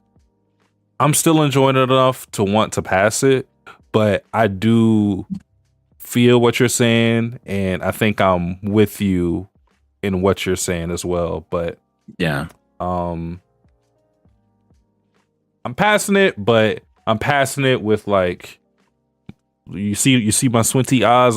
I'm passing it like this, like you Giving can him the pass. side eye. Yeah, you go ahead. I'm gonna watch you though. Yeah. Like from Dexter. Yeah. Like, look, you got something strange going on, but whatever. Until I'm gonna act like I didn't see it until I see it. Fair enough. Pass screen. Bloop, bloop, bloop, bloop, bloop, bloop. It's been passed. Ooh. And if you were excited for viewer questions, stop being excited because there are none, bitch. Okay. Actually, I did just. Oh. Hold on. One is. Okay. We actually just have one. Not going to read the other one because that's specifically to see tactics. Oh, okay. But one says, "What's the origin story of the KOA podcast?" This is probably from that new guy that joined us. So guess we can dive deep into the lore here really quick. My story of events is I was good friends with, still am good friends with Rising Sun Reviews. He added me to the server, C Tactics server. We joined, we were talking, playing games, hitting it off like nothing. He then comes to me randomly, says, "Hey, would you like to be part of a podcast? I'm looking to bring a podcast back." Well, not back, but I guess he based it off of something that Team 4-Star did, and then he wanted to do his own version of it. And I said, sure. I honestly thought it was a joke when he first said that, and I was just like, let's see what we can go from here. And it's been almost 8 fucking years we've been doing this. So I've been doing it ever since. Yeah. Because I'm actually looking through it. So, like, as far as my relationship with C-Tactics, because I knew C-Tactics first, I was watching him years ago. This is like in 2018. I think the first video I watched to see was like this My Hero video or something of the sort. And I just comment on it, because I was liking his videos. And then he saw I was a content creator, saw some of my videos. Then we did like this collaboration video that's still up to this day, I believe. Is that the one where you had your hands chained? Yeah, So You said you were in his basement. yeah, there was a video he did on my channel. It's a video that I did on his channel. Mine's was this video on Happy Sugar Life, making a comparison between the two, or making a comparison between like the main villain in that series, Sato, versus Yuno Gasai from Future Diary, doing like this like psychoanalysis of them. And then C-Tactics did this video on Banana Fish on my channel. So I think that's how we first started working together. And then I think he just messaged me about like wanted to do like this award show thing. And then we got together and did a podcast. And from that point on, it was just like we just had the whole, like EA said, the whole Team 4-Star thing where we had the idea of the kill pass thing, watching these shows, watching a collection of shows for a season, and then we just kept at it pretty much ever since 2018 fall season. So this had to be sometime like October, something like that, October, September. That's pretty much it. Nothing too crazy, but that's the whole origin of everything. Yeah. And we've been at it since then, pretty much. 8 years and well, about to be 8 years and counting. This coming season it'll be 8 years and counting. That's your origin of the King of Anime podcast. But that is it for viewer questions. If you want to ask any questions, just submit them. You will see a link in the description, as well as our Patreon, which is only $1. You can tap into that. It's $1, man.